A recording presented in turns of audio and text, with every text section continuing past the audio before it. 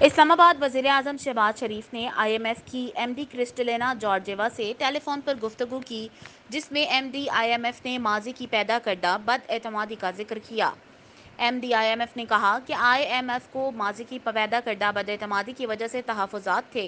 مجھے یقین ہے کہ وزیر اعظم شہباز شریف وعدوں کو پورا کریں گے۔ آپ نے پیرس میں ملاقات میں معاہدہ پورا کرنے کی دانش مندی اور عزم دکھایا، جو لیڈرشپ دکھائی وہ لائق تحسین اور قابل تعریف ہے۔ اسی وجہ سے آپ کی مدد کریں گے۔ کرسٹلینا نے کہا کہ پاکستان اور آئی ایم ایف کے درمیان اب مضبوط شراکت داری اور باہمی اعتماد استوار ہو چکا ہے۔ پاکستان آئی ایم ایف کا اہم رکن ہے اور پاکستان کی ہر ممکن حد تک مدد کرتا رہے گا۔ M D I M F نے وزیر اعظم سے قریبی رابطے میں رہنے کی خواہش کا اظہار بھی کیا۔ وزیر اعظم نے گفتگو میں کہا کہ میں نے آج صبح اپنی معاشی ٹیم سے ملاقات کر کے واضح کیا، معاہدے کی ذرا بھی خلاف ورزی برداشت نہیں کروں گا۔ 12 اگست تک ہماری حکومت ہے، پھر نگران حکومت آ جائے گی جو معاہدے کا احترام جاری رکھے گی۔ الیکشن کے بعد عوام نے اگر ہمیں منتخب کیا تو آئی ایم ایف کی مدد سے معیشت کو ٹرن اراؤنڈ کر دیں گے۔